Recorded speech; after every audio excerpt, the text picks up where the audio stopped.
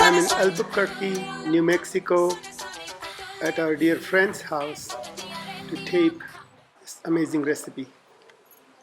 Oh, bye. Oh, hi. Hi. I'm here to record the recipe for the date bars. Cool. So here we have our gorgeous Anoki. She is going to demonstrate me how she makes this amazing date, almond, and walnut bars. Hey, Anoki. Hello! Okay, let's start with the ingredients. 1 pound of almonds, 1 pound of walnuts, and 2 pounds of dates. And we're also going to be using half a stick of butter. It's a 4-ingredient date bar. These are very healthy for you. They are a good source of energy and protein, maybe a good workout snack. If you ran a couple of miles, you can come back and eat a date bar and feel full, but not overly full. And I keep these in my dorm room for maybe before a big test. They fuel my brain. And sometimes I give it to my friends. They really enjoy it. My brother enjoys it. My parents enjoy it. So it's all around, it's a good thing to have when you're at home.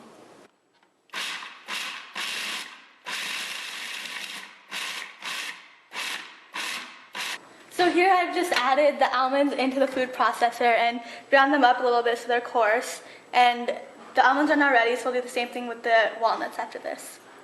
Okay, so in this pan I have melted half a stick of butter, and the stove is now on medium-high heat. So we can now add these almonds in.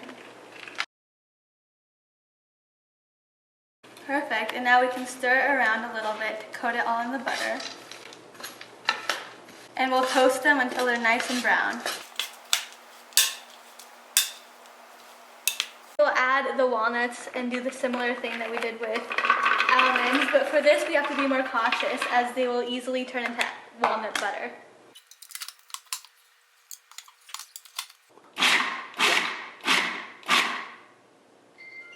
It's done.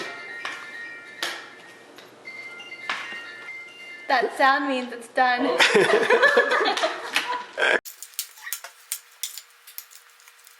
So these almonds have been roasting for about 4 minutes now, and you can start to smell the fragrant smell of roasted almonds, and that's when you know that it's ready. Okay, we will now add the walnuts, and again, these will have to roast for another 3 minutes.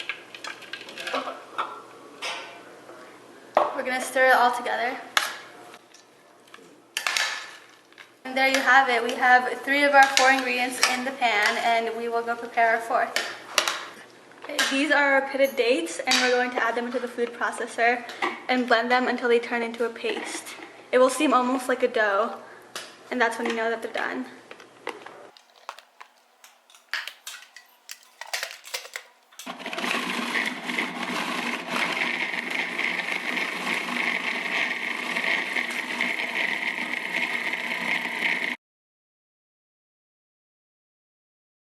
These dates are now all mushed up, and we have an electric stove so it stays hot for a while after you turn it off.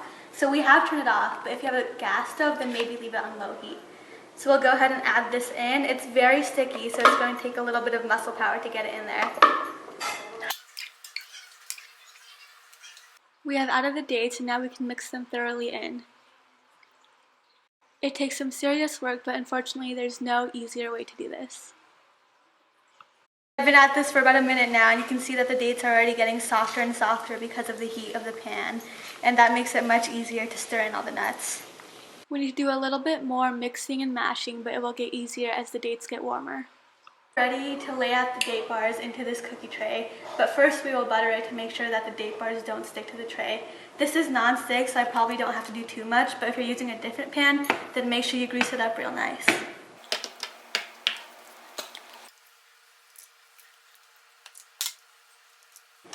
This is a piece of parchment paper that I'm going to lay over the bars so that I can make them flat and as thick or as thin as I want them to be. And we'll do that by just pushing your hands down onto the bars, just like this. Okay, we just took the parchment paper off, and now we're smoothing it out so that it's all one level and one thickness.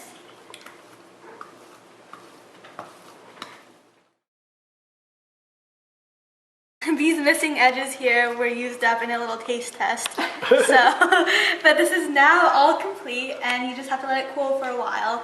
and you can take it right off the tray and put it in Ziploc bags straight to the fridge where it will last for a couple of months at least, unless you eat them before that.